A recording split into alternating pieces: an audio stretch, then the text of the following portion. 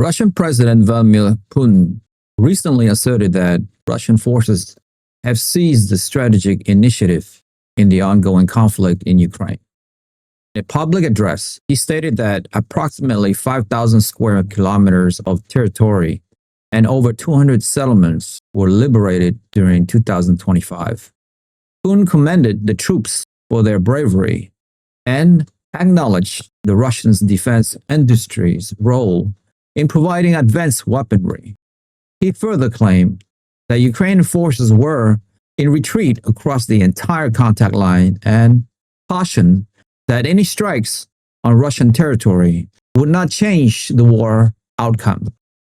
This declaration signals a perceived shift in momentum on the battlefield, with Russia aiming to solidify its territorial gains and maintain pressure on Ukrainian defenses.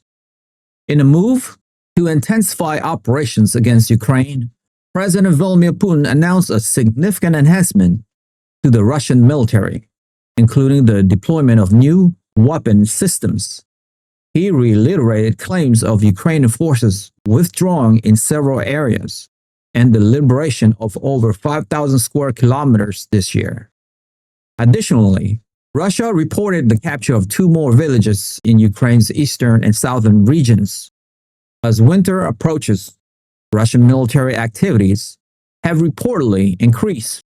While Ukraine has sustained heavy casualties in recent days, these developments underscores a heightened period of military engagement, with both sides intensifying their efforts on the front lines and preparing for continued conflict through the colder month. A notable escalation in Russia's military tactics involved the deployment of advanced fiber-optic controlled first-person view (FPV) drones deep into Ukrainian territory.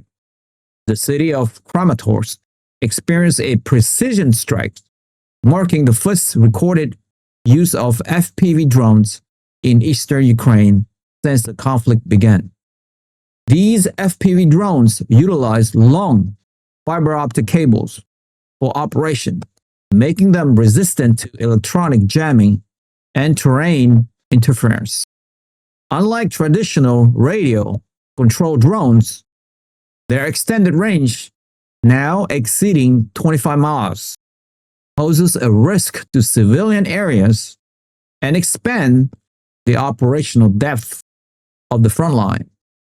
Ukrainian activist Donenko has called for defensive measures, such as anti-drone nets that creates protective tunnels for military vehicles, a technology initially developed by Russia and now being adopted by Kyiv.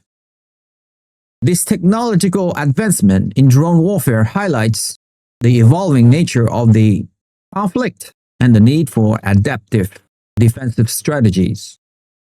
President Vladimir Putin recently celebrated the reunification of Donetsk, Lugansk, Zaporizhia, and Kherson with Russia, designating September 30 as a day that affirmed past decisions and showcased what he described as overwhelming support for annexation.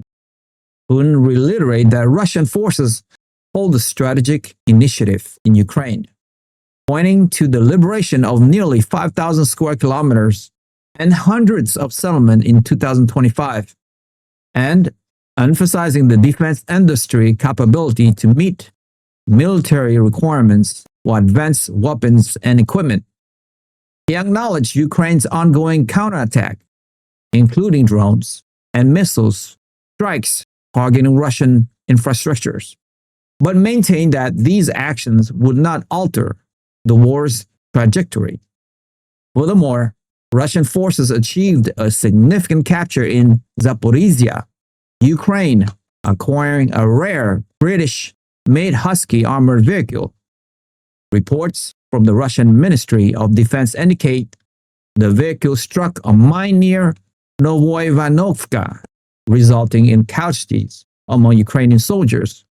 The Vostok Group, operating in the South Donetsk direction, was responsible for the operation, which also uncovered Western weapons, ammunition, and advanced communication equipment within the destroyed vehicles. If you haven't made it this far, congratulations. You have unlocked the truth. I want to ask you a quick question though.